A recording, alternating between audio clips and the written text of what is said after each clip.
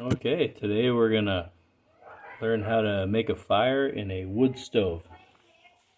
This exact one is called a heatilator and has a built-in electric fan that you plug into the wall. Anyway, it also has just your regular venting. So what you do, first you start with paper. You make little balls. The best kind of paper to use is the paper bags you get when you go shopping. They make excellent fire starter.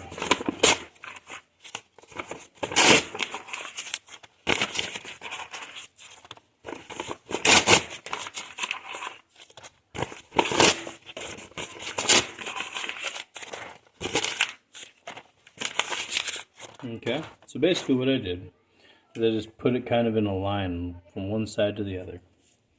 Next thing you do is you take kindling. What I got here is old dry cedar. You just put it on top.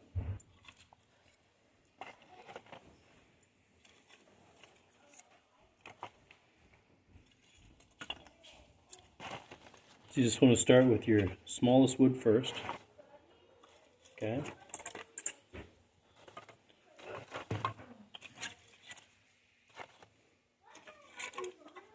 Okay, so I did everything going the same way first.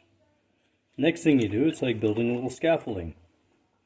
You come across like that, right? So kind of like building a loose Jenga board, Jenga puzzle. Okay. Okay. And if you really wanted to catch, you could do one more layer going the other way. See? You gotta go that way, then that way, and then that way again. Just, doesn't have to be a lot. Like, this is much more kindling than you need. Trust me, I'm just doing this to make a point. Okay? So there you go. Alright? The next thing you do, so you got the kindling, so you got you're gonna start your fire down here at the paper. That paper is going to light the kindling on fire, the bottom row, and then that, as soon as that catches flame, it's going to immediately start the next row, and immediately start the next row after that. So our flames will be this high, almost instantaneously, within seconds. Never do this without adult supervision. If you're a kid, don't do it without your parents. Alright, next thing you do is you take your nice dry wood. I'm using this right here. Okay, so I'm just going to put it in going this way. Okay. Now the whole thing with a fire is you want it to be able to breathe. So you want to have room in between things. Okay. So that right there is all we need right there. Okay. So this is what it looks like. Okay. Just like that. Okay. Got a little extra kindling there, So yeah, basically that's all you need. Okay. Now you got a vent right here.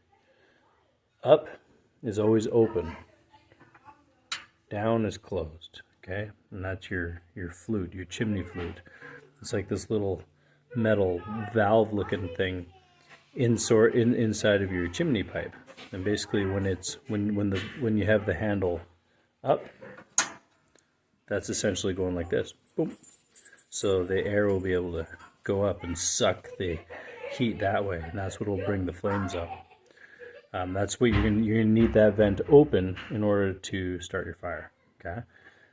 If you have it closed, the fire won't be able to breathe. It won't have that air shooting out. It won't have that air pulling up.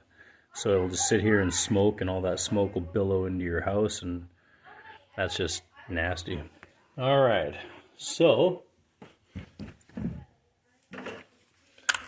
you can use a match, you can use whatever. I'm going to use this little lighter right here. And all I'm going to do is I'm going to light that right there. It doesn't take much. You just set it on a couple areas. Just like this. Good. That's it. That's all you got to do. Now, just like this, watch. See? It's instantly going up Like it's already on the bottom there. Just like that. See how it just catches on that scaffolding? Alright. There you go. It just shoots right up right away. That's all it is, just like that.